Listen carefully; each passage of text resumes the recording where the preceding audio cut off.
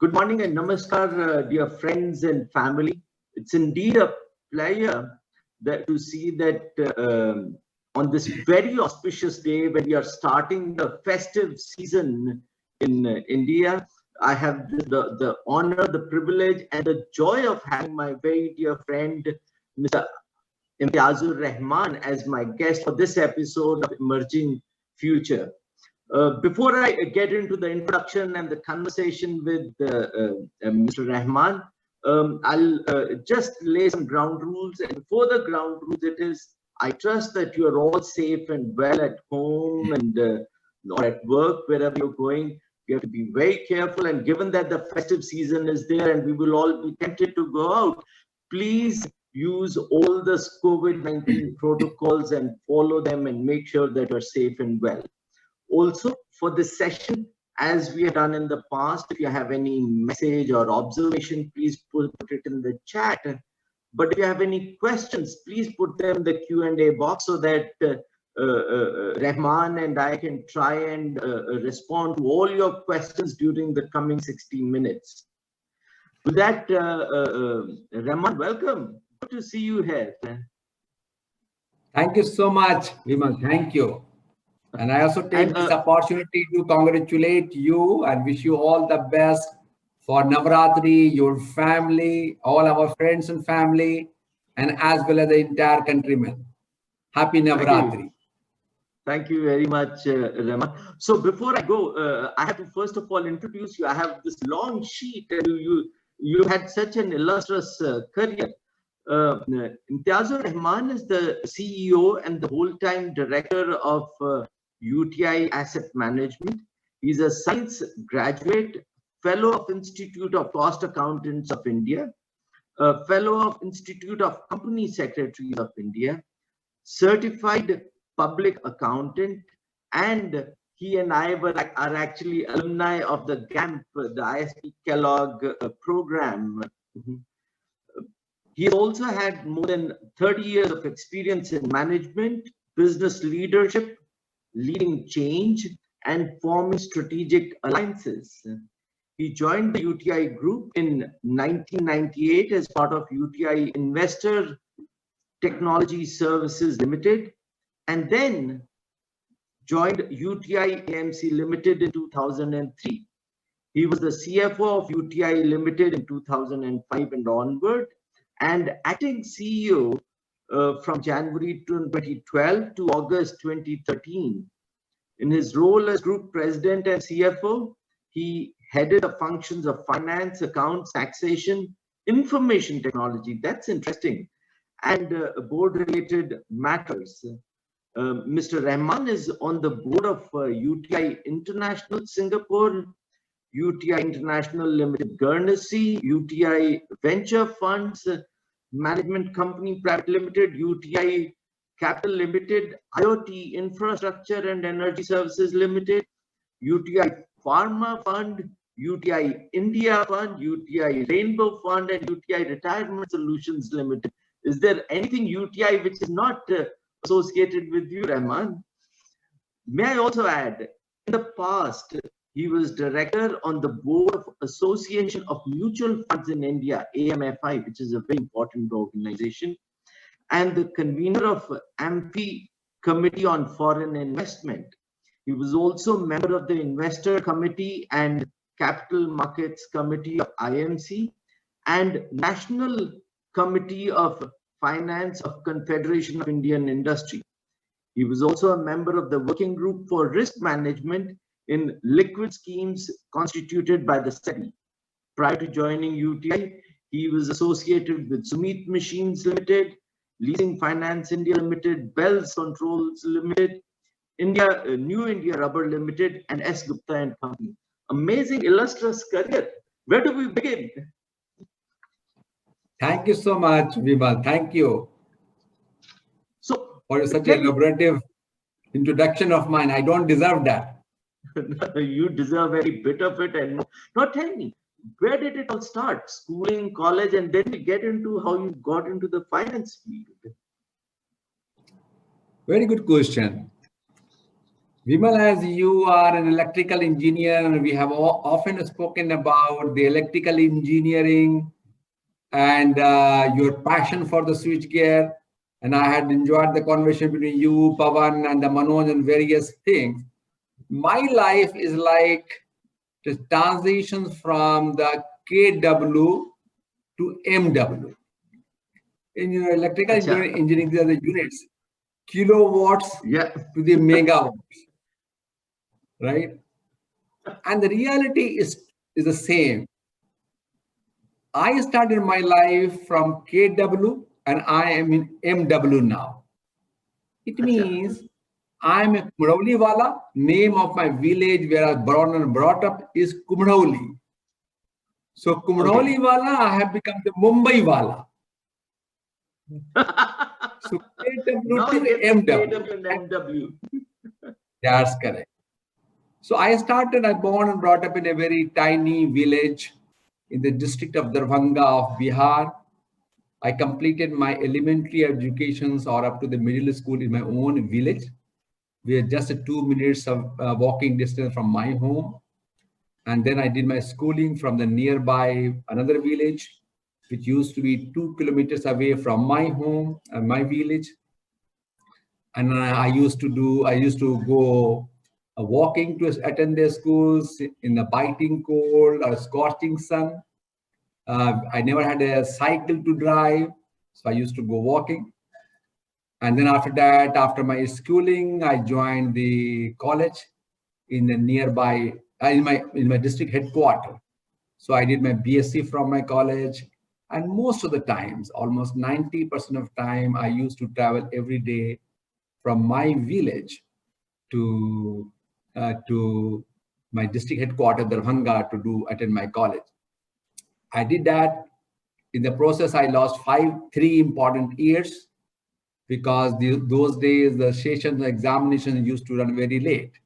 I completed my graduations.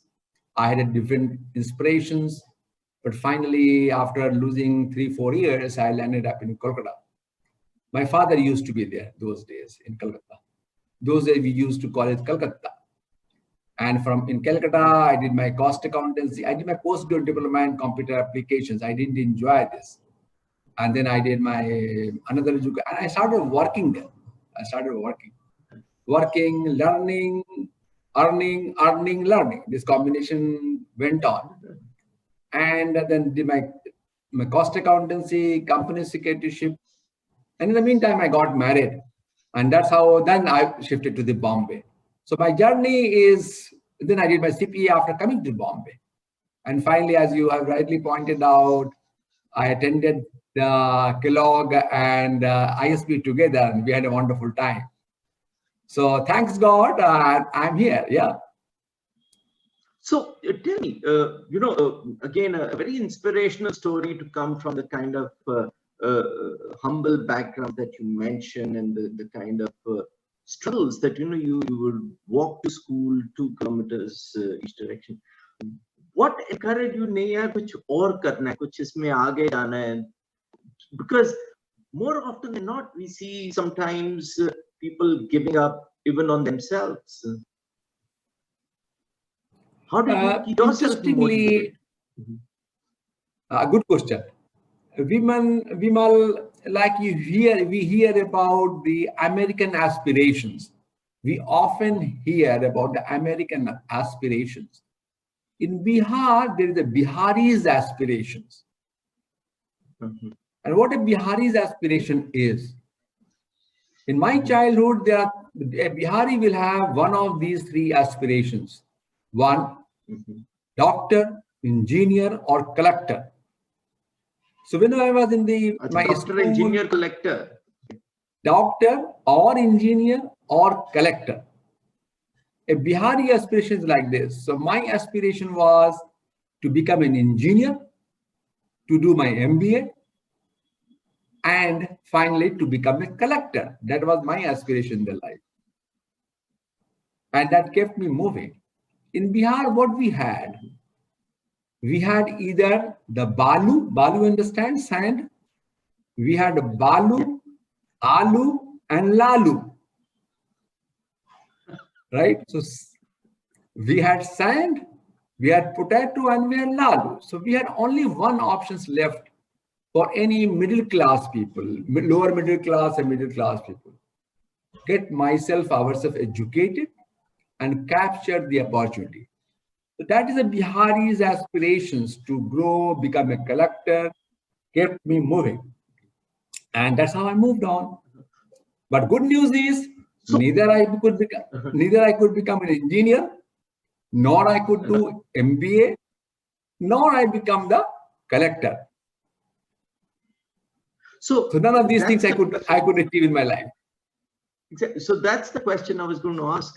So you could not do the engineer, doctor, collector, but you got into finance. So what took you in that journey that ye finance karna chahiye ya is direction mein jana chahiye? Was it a strategy, a plan, or what, it happened? I feel that it was all coincidental, accidental and coincidental. Basically, I tried everything. I wrote the engineering examinations. Those days, because of the economic condition which my family was having, I never got a chance to go for any high-end tuition classes or coaching classes. So I self-study. I could not crack either IIT or the Roorkee those days, or my state examinations. And my father didn't have enough money to feed or to even go for my education. So forget about the money which is required to send for any college for the capitations. And therefore, I could not crack an examination. But I had the opportunity to do the diploma in engineering. And then transit to myself. I said, no, I will not do. Either I will do engineering or I will not do anything. So finally, after graduations, I went to Kolkata, as I went to Delhi and tried my hand to get admission in the Delhi University or JNU, and then prepare for the collectorship or for the UPSC examinations. That also didn't happen. I had some health issues. I came back home. I lost my dream. And then finally, one of my cousin brother, he is no more.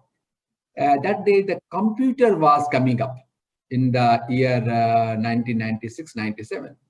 So he called me to Kolkata and said that, why don't you do the computer? So I went there, wrote an examination, this written test, got chance, and I started doing the computer classes.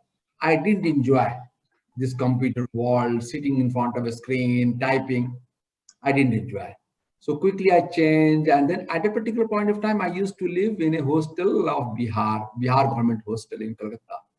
There I learned that a lot of people are doing the cost accountancy, company secretaryship, chartered accountancy. Because in Bihar, particularly in North Bihar, these subjects were not known. And that's how I entered into the cost accountancy, and that took me into the field of finance. Fantastic. I think that's very interesting. So it's interesting you say that, and this was actually a question I was going to ask you, but now's the right time. You said you didn't like computers, and yet you are presiding over the most digital age, from no computers to computers in every hand, which we carry. You've seen this journey from license Raj to the digital Raj. What are the key learnings, and how have you kind of molded not only yourself, but your organization wherever you have engaged? And I see that you've also been heading the digital work at UTI. So that's quite a journey. What are the key learnings? What led to this change of heart? Good question. Vimal, I have seen a great transitions from scarcity to abundance.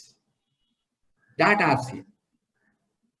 So how this computer has changed? I didn't enjoy to make my career in the computer. But I was always a computer savvy person, IT savvy person. But I never wanted to make my career as a professional. So you see what transformation I have seen. I have seen the mind-boggling and puzzled transformations in the field of finance particularly. You see the example of banking. In my childhood or in my schoolhood as well, There was no bank in my village or in the nearby villages. So we used to apply for any competitive examination, we used to queue up in the post office to get the postal order, right? To send for the applications. And now the situation today is all transactions we do online. If you need to, and finally, when you go travel to bigger city and you need to buy some demand draft, what the banking system was and what the banking system is today, the entire operating model has changed. And let me give you an example to you of the banking system transformations. I have a very dear friend in my village, in an adjoining village.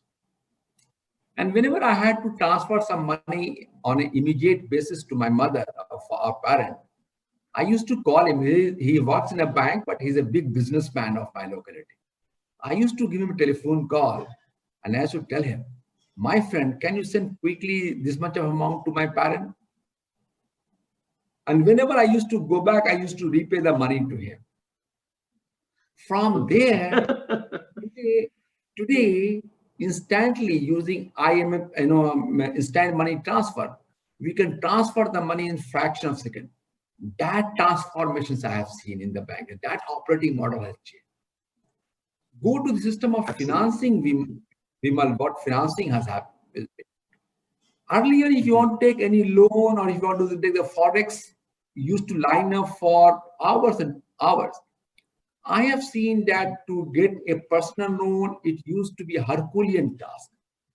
Today, the bank like SDFC and Axis Bank, they give you personal loan in 3 minutes. That is the Kamal or the revolutions of information technology. That your eKYC is done, your accounts are verified, and all such things that happen. Even if you see the investment, what was investment? We used to invest on the National Savings Scheme of Post Office or some of the schemes of UTI. That too, everything was manual. In UTI, we used to hold big registers. Now everything is automatic.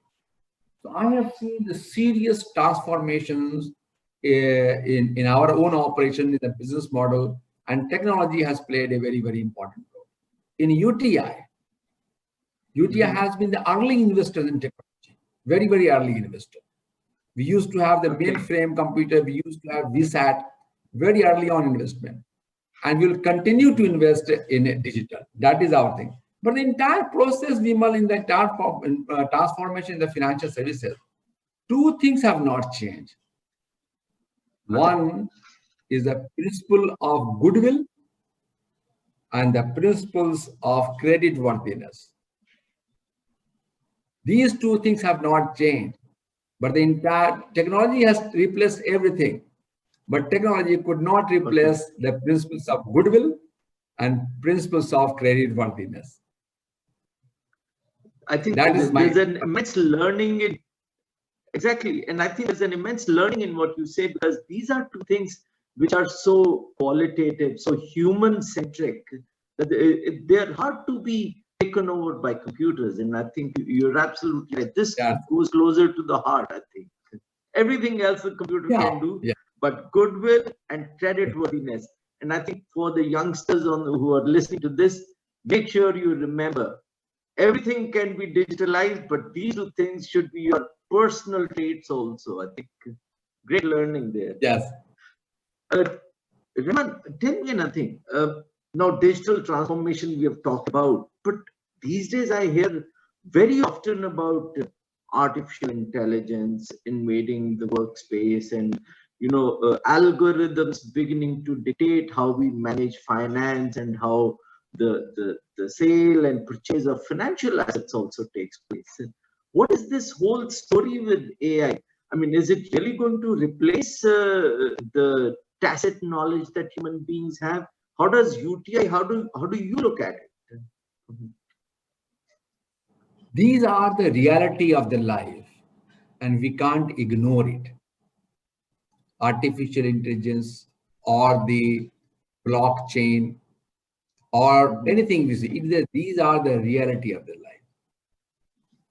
These activities or these improvements or these transformations, these are changing the human life. And these are the good for the human life. Will it change or replace the entire workforce? I don't feel so. If I take you 20 years back, when both of us were much younger, I had full hairs and your hair was also full black, not gray. What we had a lot of tension. You also had a lot of tension as an entrepreneur. I have a lot of tension. Whether the Y2K will replace our job, Yes. when the computarizations will take away our job, and a lot of agitation used to happen those days. So the computerization, digitalization has not taken away our job. New job is created. Simply, same way, artificial intelligence. I was having a discussion with Mr. Aditya Puri. The CEO this is last month as CEO of SDFC Bank, and you know what type of institution he has built, great institution. A couple of years back, I was with him in his office. He said, I want to have a system that if Vimal is in the city of, say, Amritsar, and he has purchased a tie for himself, he will get a message from SD, and Vimal has used the SDFC, either the debit card or the credit card or Forex card. Vimal will get a message, which is the nearest shop to buy the connected item. Say if you bought pie, where the short is available, where the suit is available. Yeah. And that is the value which artificial intelligence can do it. This is about day-to-day life. In the finance, as you know, BlackRock has invested heavily in the robo-advisory. We believe that we will get a lot of benefit from this algo. Your own son, I think, if my memory goes right, is a great algo rider, and he works for the Wall Street. Yes. You see the transformation, National Stock Exchange transformations, Bombay Stock Exchange transformations, NASDAQ transformation. These are the value additions of the algo. Algo will play a very, very important role. And in UTI will use the algo very well. Country should use the algo. And if we start using algo for our agricultural field, agriculture, at least one thing will remove that no farmer will commit suicide. Oh, really? So, okay. Yes. That is a kamal of algo and artificial intelligence and the blockchain, which we may have the benefit. Fantastic. So let me make it a little more contentious, let's say. Cryptocurrencies, we've talked about AI, blockchain, and others, but how about cryptocurrencies? Of course, in other countries, it's very prevalent, and the US is leading this change and charge toward cryptocurrencies. In India, right now, the government is not allowing this. What's your personal view on cryptocurrencies? Are they going to be here? Will the control be going to computers on how currencies are evaluated? See, first of all, as a person in the finance, I will be careful in speaking foreign, I guess. But let me give you an example to you. While Bill Gates is for cryptocurrency, Warren Buffett is against the cryptocurrency. These two, the great friends and the wealthiest person on the earth, speak for and against. Cryptocurrency is basically the byproduct of the blockchain. Firstly, the person who invented the blockchain. And in order to give the further benefit to the people, he invented the Bitcoin or cryptocurrency. And as you know, if anything starts, there's a third law of motion designed by the Newton. For every action, there's equal and opposite reactions. So today, what is happening? The formal currency, like the physical currency or credit card or debit card or any other Forex, these are basically regulated by some regulatory body, RBI and so on, or International Monetary Authority. But cryptocurrency, there is no regulator. So what is the future like?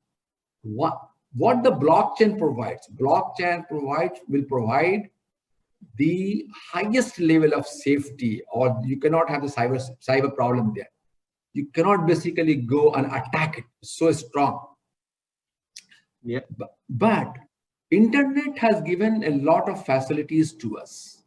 Internet could not address two things. One, the distributed trust has not been addressed by internet, and the power of intermediaries has become more and more stronger. Blockchain will basically remove all these two problems and give us a lot of human life.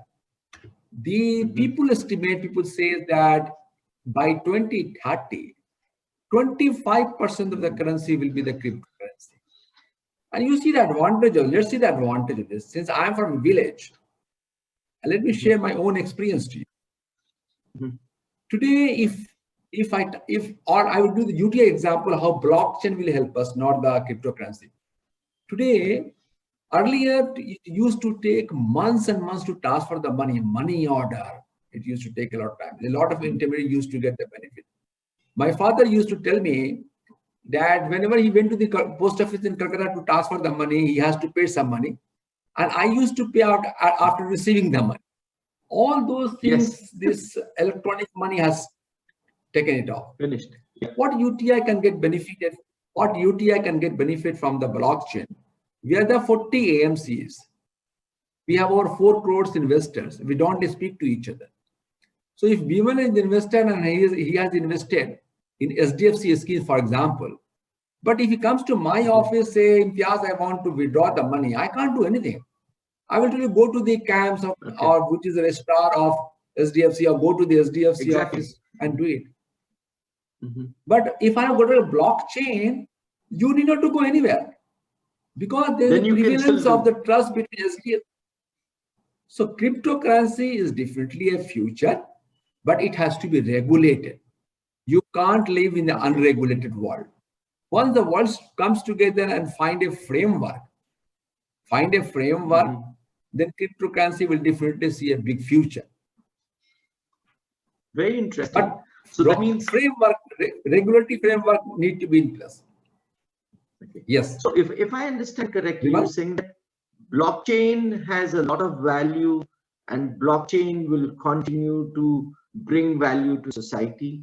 Cryptocurrency, yes, it's important. Maybe in 10 years, 25% of the global currency value will be in some kind of form of cryptocurrency, but it still needs to be regulated. You can't leave it like a wild, wild west, those cowboy movies that we used to see.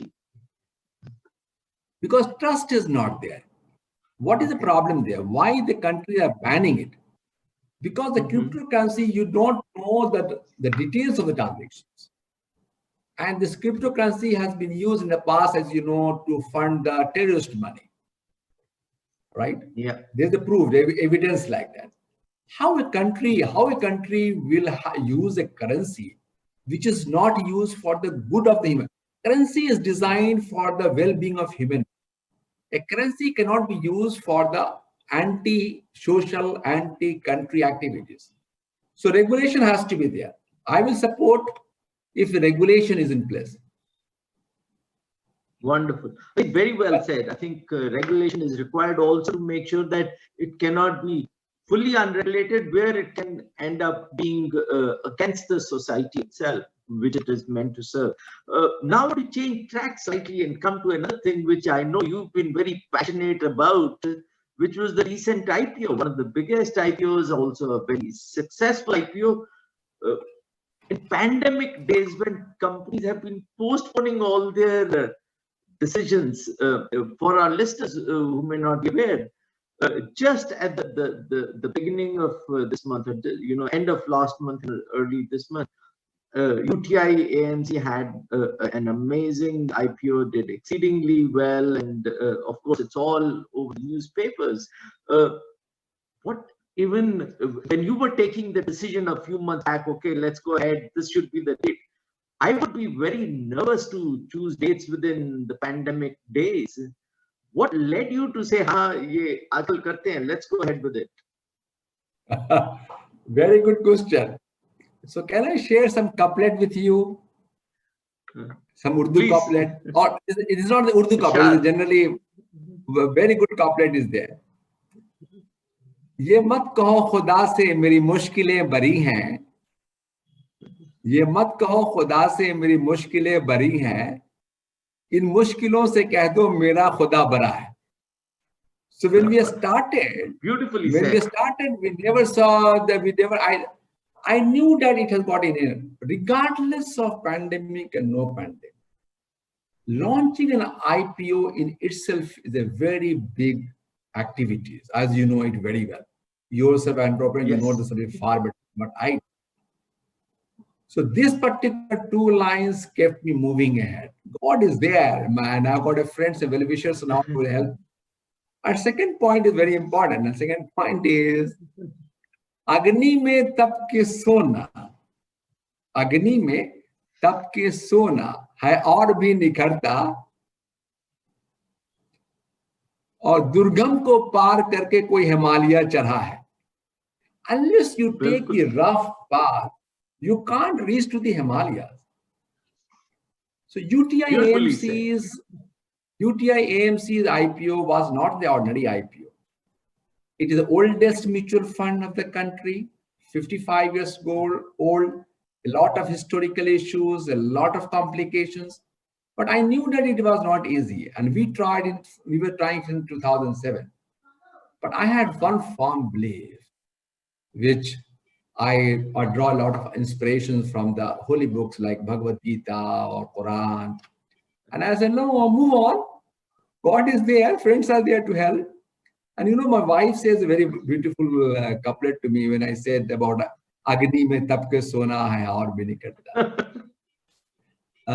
She says, Rang lati hai hina patthar pe pis jane ke baad. Arey wah. Hina, you understand? Mehdi? Absolutely, absolutely. Yes. Unless you go through those paths, you cannot be a distinguished person. People will not respect you. If the life is so easy, then you are one of them. We have proved, UTI AMC IPO has proved that in this time, we can really do well and raise money internally. Yes, that's a very good experience I had. Very beautifully said. And jo Rubina ji ne kaha, I think it really captures it very well. Piske hai na, tabhi rang aati hai wo. And I think, and it's a life lesson itself, that without hard work, without going through the grind, you cannot really achieve anything worthy or great. I think for that, you really need to go through this process. You manufacture switch gears, so you know the importance of filing. Absolutely. And the grinding. Exactly. Yeah. So, were there any, during this IPO, any specific logistics issue, because social distancing, Zoom calls, I'm sure you can't get all your people in a room and say, okay, let's have a meeting. Did it bring about any specific changes, any comical situations where you want to do something and yet, you know, following all the COVID protocols, you couldn't do something in a normal way? Anything comes to mind from that? 100%. I met over 150 investors during this roadshow, and all of them virtual meeting, 100% virtual meeting. I have not been to my office. I didn't go to the office till 12th of October. I came to from office on 18th of March and went to the office on 12th of October. And everything I did from home, all virtual. Amazing. 100% virtual.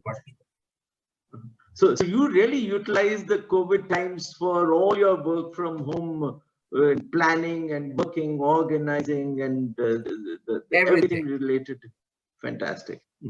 Everything from home. Tell me a related question. How has the organization itself, UTI, responded to work from home? is everyone, like you are working from home for these 6 months.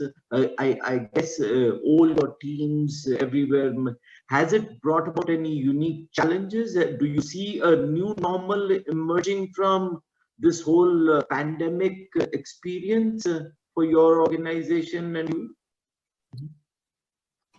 So Vimal, as a CEO, at those days when this happened, I was then still the acting CEO, and then June I got confirmed as a full-time CEO. The biggest challenge which I face as a leader, how do I take care of my team first, not the work? So first message I told them, I said to them is, you must look after yourself and your family because we don't know what will happen.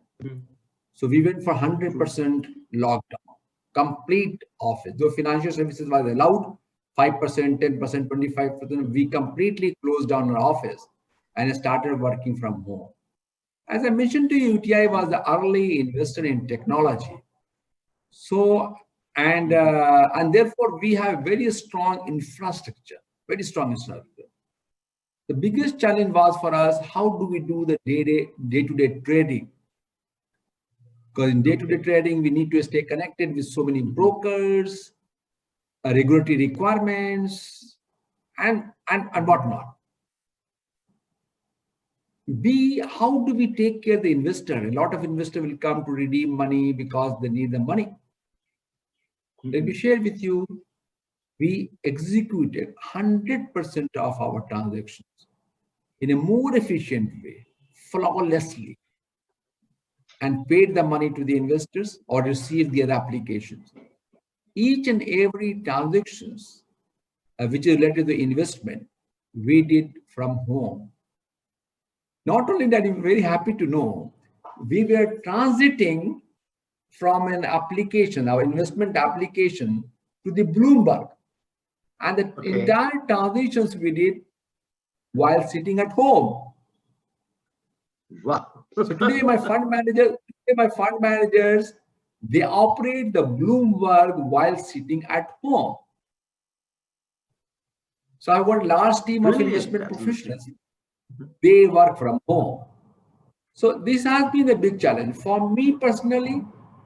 As you know, I had to undergo surgery, and therefore it helped me in recovery better. There was less travel and the timely food.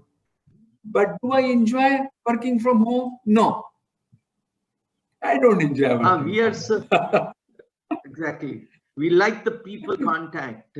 But interesting that you say this, and hopefully some of these learnings and experiences will help UTI, like UTI, many organizations to come to a new normal where digital transformation and the new normal could lead to more work from home, more efficiency, and less of commuting also, as you are saying that, you were able to do the complete transition to Bloomberg from home. I think those are great learnings, and it gives confidence to, I'm sure, a lot of our listeners to say, hey, these kind of projects can be done. We can be successful like this. We don't really have to be physically somewhere to achieve anything meaningful.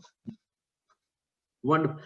One more question now, and this is more, I see a lot of questions coming in also, but before I come here, some questions which are close to my heart.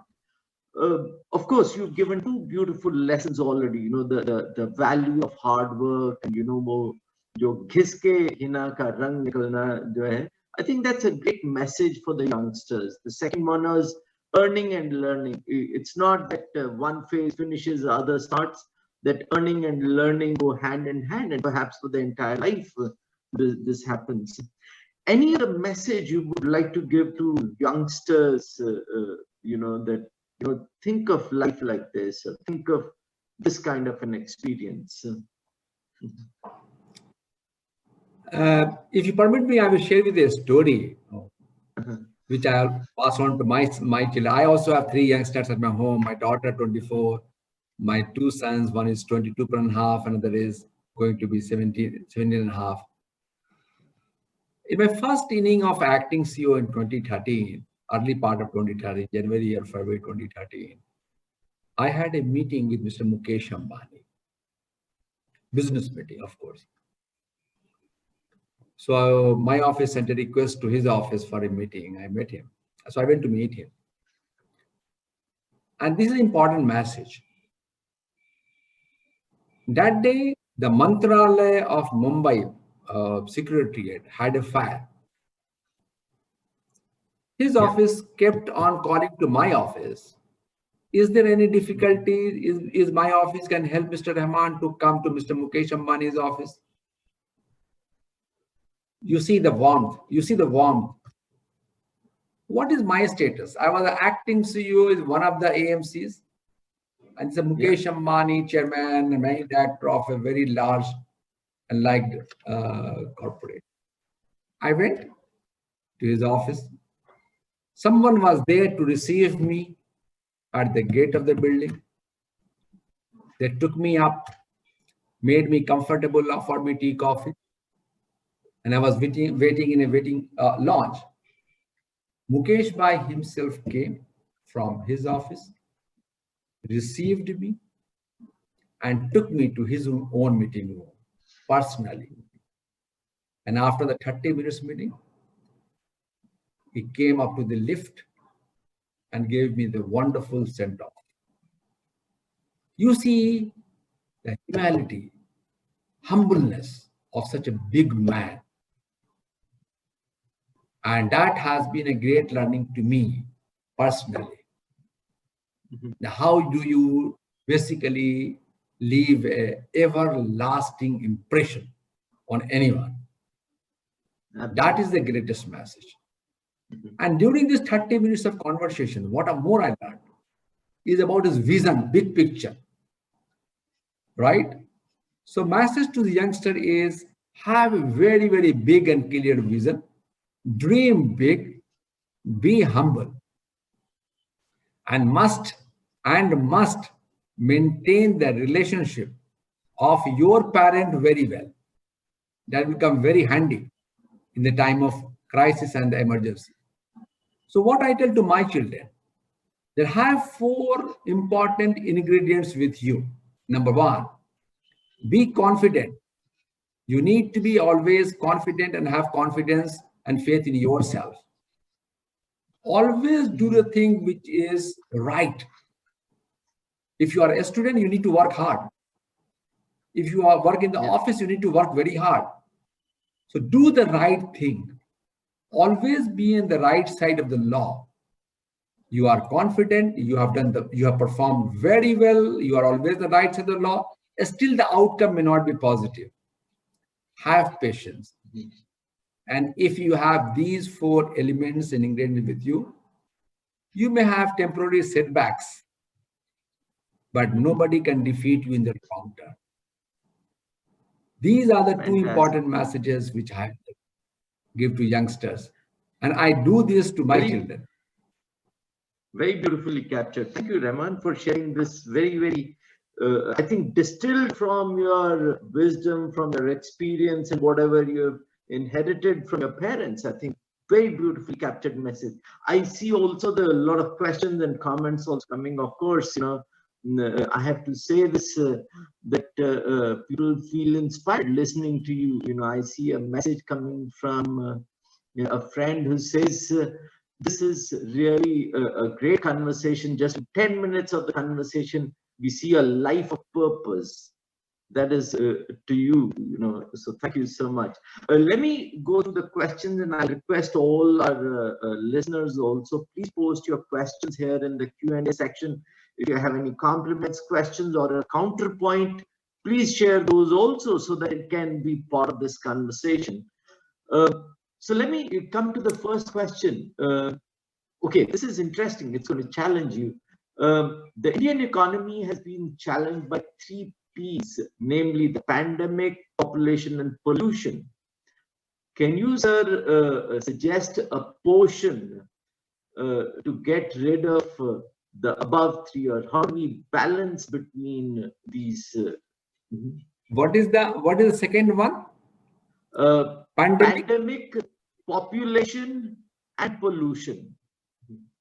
Okay. Pandemic is a natural phenomena. So we can't do anything. There is no solutions. We need to be more careful. We need to take care of ourselves. Unless the vaccine comes out and really tested, there's no solution for that. But my understanding is the pandemic is not affecting the economy.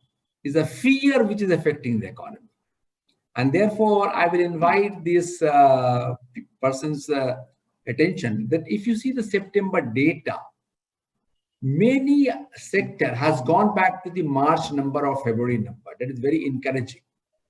Our own asset management business industry, we had around 27 lakh 2,000 crore, 27.02 lakh crore of AUM as an industry. It came down by 8.5%, 9%. Today, our industry September number was 27.60 lakh. So because of the lockdown, we had a temporary problems. And suddenly the number or estimate which economists had given from 24% slowdown has come down to 9% slowdown. This is the natural phenomena. I will say the natural phenomena. The whole world is suffering. But we as a country, we have got a very strong competencies to fight it back and bounce it back. That is there in our blood as an Indian. So we'll fight it back. Second part is about the one is the pandemic, and second one was pollution. And one more, sorry, population.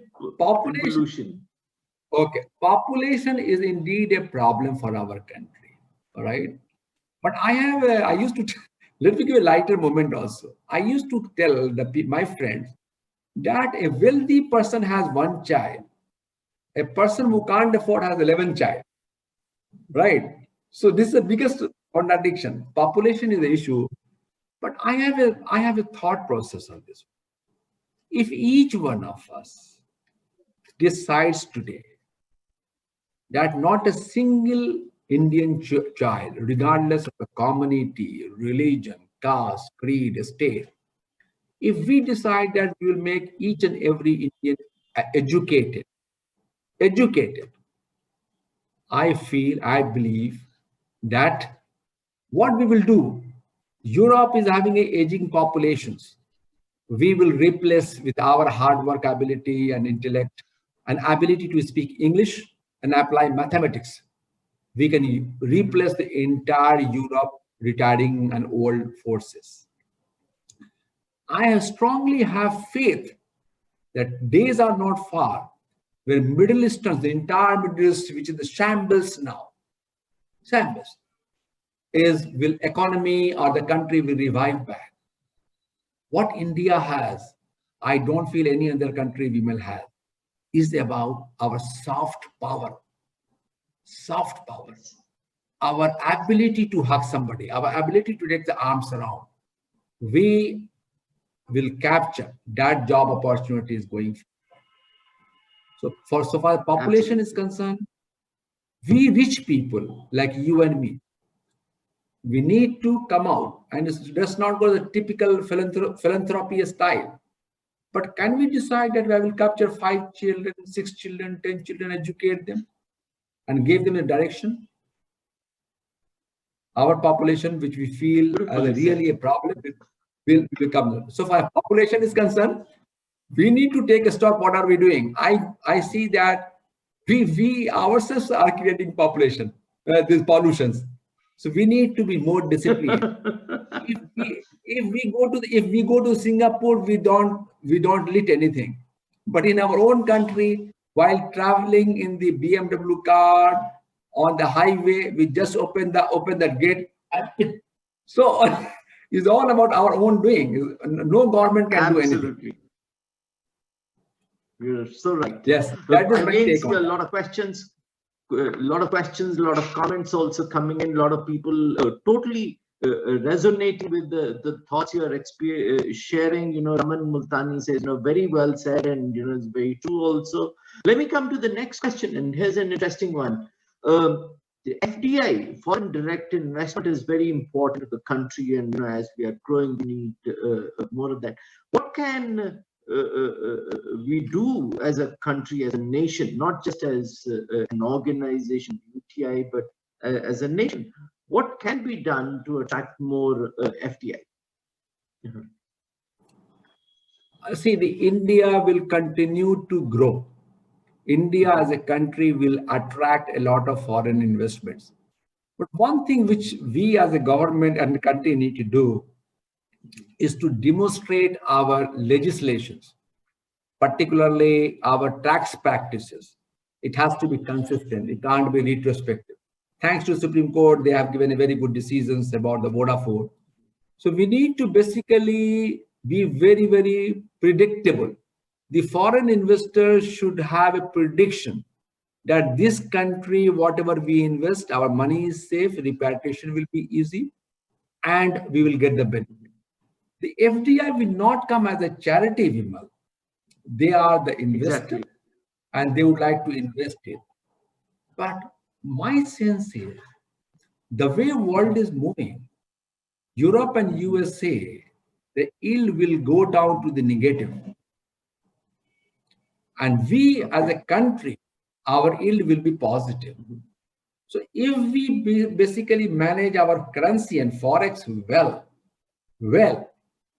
without messing up, if we give the message that our law and order situation is good, then I'm sure people will line up to invest in our country. And I have seen the last few money raising situation which has happened.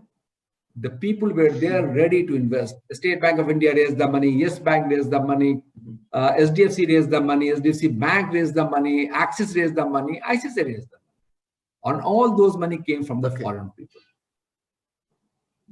Very well said. In fact, it connects very well, or in a way answers the next question also, which was, how do we give the investors confidence that India is the right place to invest? And you mentioned it very clearly. Take care of the law and order situation, be very predictable in your policies, and give a stability. And then, of course, the investors will come, because we are a growing economy, we are a young economy, and there's a lot of potential to grow. Wonderful. Thank you so much. The next question, and there are still a lot of questions to go through, so give me some time on this.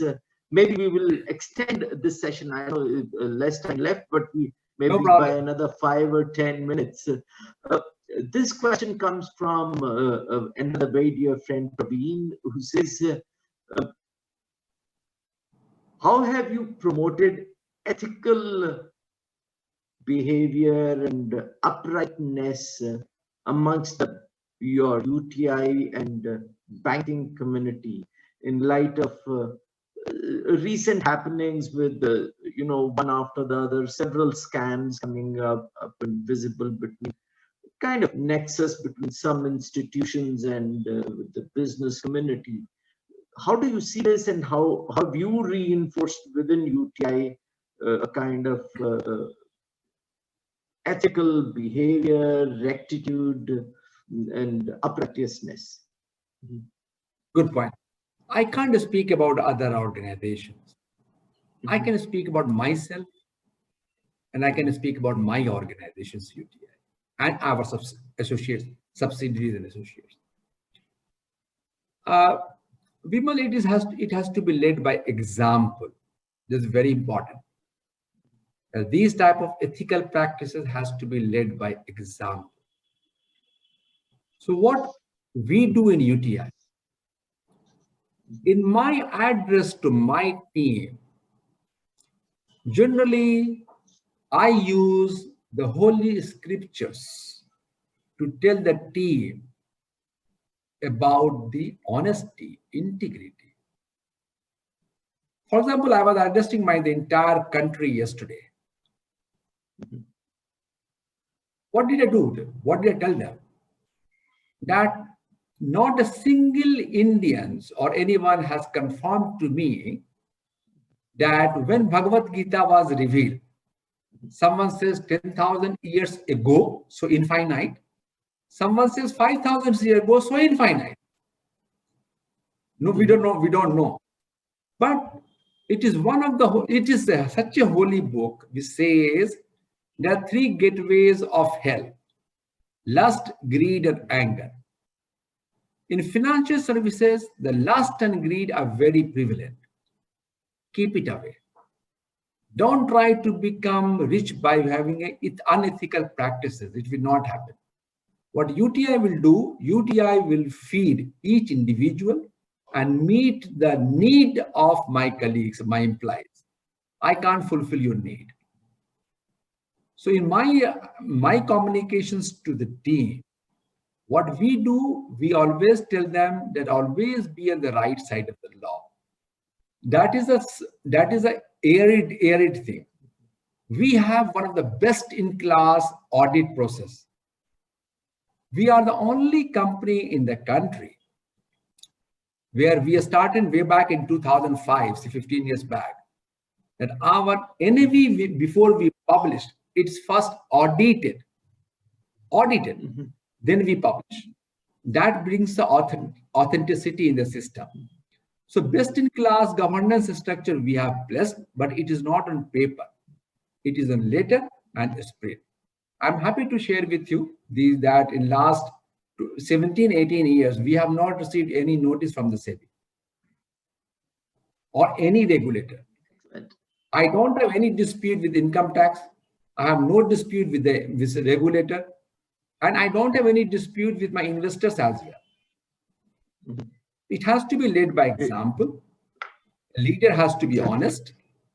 He should not use his own chair to take his personal advantage. And then if you don't do it, people will fall in line.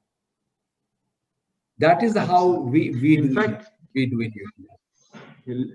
Leading by example, I think that's the key point here. And I think also you are highlighting really that it may be fashionable sometimes to have some income tax raids and others, but that doesn't survive in the long run. I mean, that's just not the way to go. Here's another interesting question from another friend of ours, Manoj, who asks, when you look back, do you think you are better off now not becoming the collector, or that you still have some regret around it? Collector to aap bane nahi. Vimal, the reality of the life is, okay, let me reply in one way, and then I will come to it. Maybe a bit more elaborate. Yeah. I come from the district of Darbhanga, right? And we are the largest producers of pandits in our country, for your kind information. I didn't know and that. Most of the we have a Sanskrit university, and we have in our district, we have Darbhanga has a Sanskrit university. There's only one Sanskrit university in the country, and that Darbhanga has. And number one, so we are the largest producers of pandit in our country, right? So there is always marriage. Those days used to be there in the winter season, winter. And the two important people are there to solemnize the marriage. One the pandit, another barber. So there was a biting cold. So the Panditji instructed Panditji had to take a bath before performing the rituals. So he asked for a bucket of water and said, Jalam Diristva Suchir Bhava. It means by just seeing the water, I have become sacred without taking bath. And then he instructed the barber, go and take the bath. Barber said, Suchir Diristva Suchir Bhava. Just by seeing a sacred person, I have become the sacred. My life story is same. I could not become a collector, but I worked with 3 brilliant collectors. Dr. P.J. Nayak, he was an IAS officer. Mr. Damodaran was my boss. Both of them was a very bright IAS officer. Yes. And Mr. U.K. Sinha was a very bright IAS officer. So I had a chance with 3 of them, and I interact with most of them now because working in UTI. So it's not like the better off in the worst off. Wonderful. Yes. Okay. Here's another question.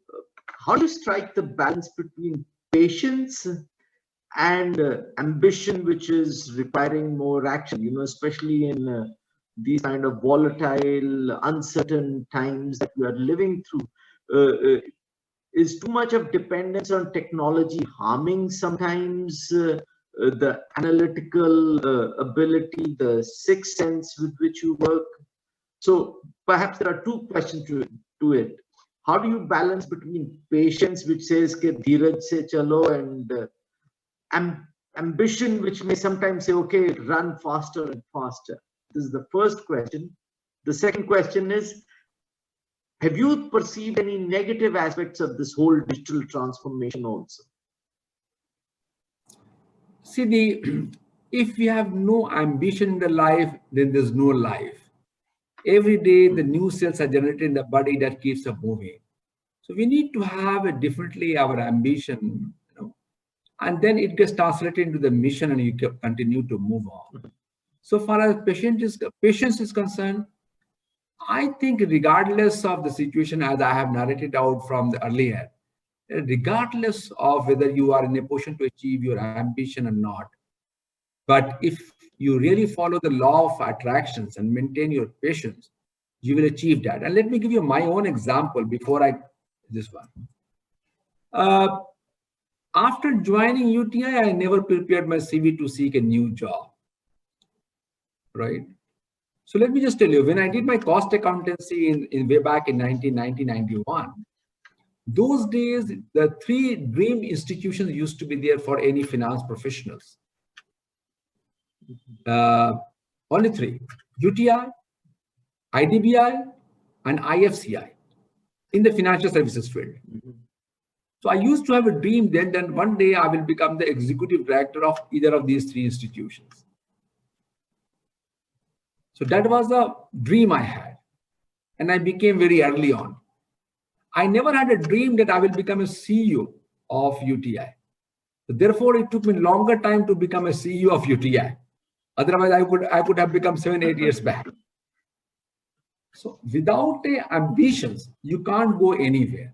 If you don't have ambitions, but patience is important, because destiny will take you there, but destiny may take its own sweet time. And if we are impatient, we will leave the road halfway, and all the hard work will go away. So far as the negative aspects of technology is concerned, indeed, it is giving a lot of negative element.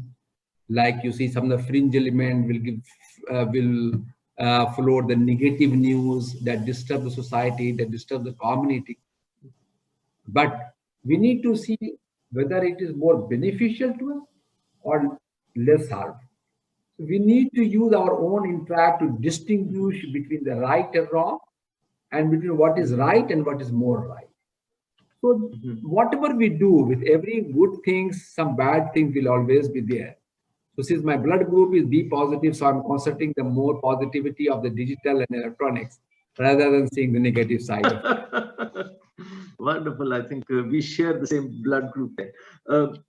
Here's another interesting question, and do excuse me, I'm taking a little more time beyond our closing time, but I think it's interesting question.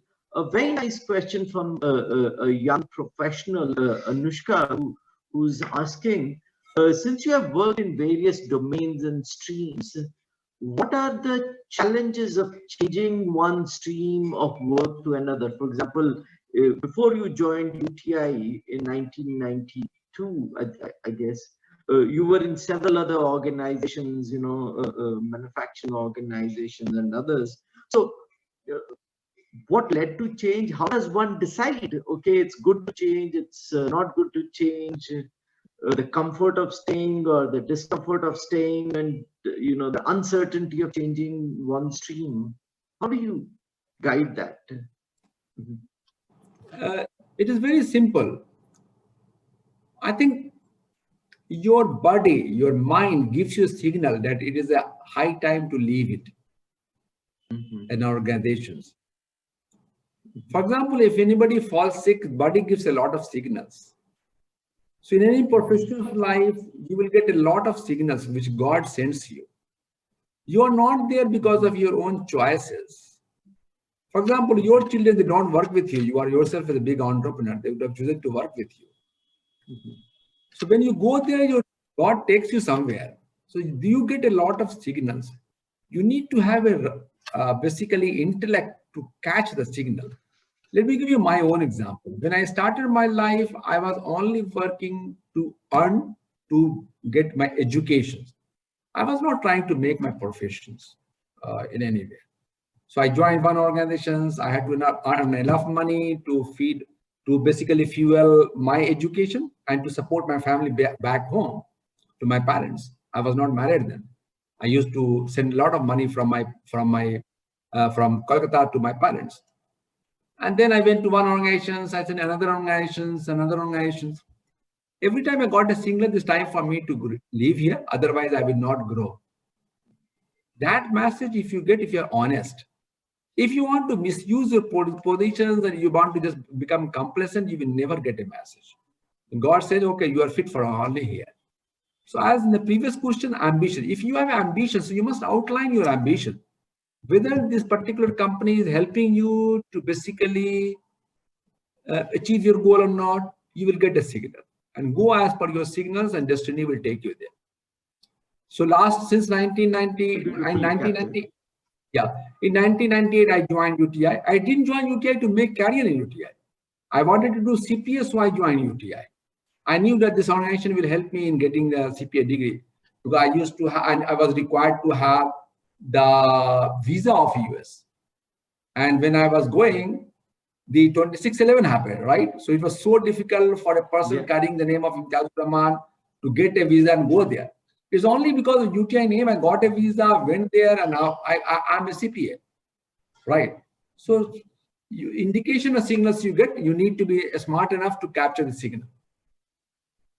And so that will help immensely. Yeah. Thank you very much, Raman. I must say that this talk with you especially comes across as a very personal journey, as an experience that you're sharing, which is full of purpose. And I think I see a lot of comments also coming in from friends, family, who are saying that this was a very purposeful talk, and your personal purpose in life, your motivations, your ambition, a very positive trait is very clearly visible even in your voice. I see a comment that I see several comments coming from friends and family who are complimenting you, the way you've captured the notion of ambition. Another friend says that, you know, that you've given what a clear vision and direction can do. And they're saying that the vision you have shared and the direction you've given to youngsters is fantastic. Is Rahman Saab, maza aa gaya. You know, I see the comment here. Thanks, Rahman Saab, for suggesting anecdotes and the story of the 3 P's which Mr. Rajesh Piplani mentioned, and your response to the question on the pandemic, population, and pollution. I think much appreciated. Very good message from the Bhagavad Gita, and going on to the Hina, you know, uska ghisna aur kiske rang nikhana. I think lovely stories to connect with. Ambition is a must, as you mentioned, and along with that, I made some quick notes of the message of earning and learning and supporting the family, of digital transformation and technology, doing a lot of things. 2 things which will always be human-centered: goodwill and creditworthiness. These 2 things, you know, make sure that, you know, in whatever you do, you know, look at those also. The need for hard work, humility, warmth, I think came out very clearly in your message. And in conclusion, you did mention about having confidence in yourself and doing the right thing, having the patience that destiny will take you there. Destiny has its own way of taking you there, but it will take you there. Be true to your purpose. Any closing remarks, Rahman bhai? No, you know, Vimal, you know, I'm not in the business of speaking. Like my friend, you know, Sunil, like he's, I'm the business. I basically, I never say anybody that I'm a chief executive officer, I'm this and that. I strongly believe and truly believe that I'm a Shravan Kumar of Mother UTI. I'm a servant of UTI. And I'm extremely grateful to UTI for UTI's contributions to my life and my family life. And therefore, I will only say that be grateful to your family, spend time with your family, and take care of the extended family. And that's true to yourself, and that's all. And thank you so much. Vimal, thank you so much for making me a celebrity today. And you know that I maintain a very high level of low profile. I don't go and interact with the media or anywhere, but I strongly believe in maintaining a low profile. And this is why I'm really indebted to you for doing this for me personally and for our close friends and family, because the personal story and your journey itself is an inspiration. Thank you so much. So before I sign off, to all our listeners from Rahman and myself, best wishes for Navratri, for the coming festive season. Stay safe, stay healthy. Thank you. Thank you, Vimal. Thank you so much. Okay. Really appreciate it. Thank you. Thank you. Bye-bye. Thank you.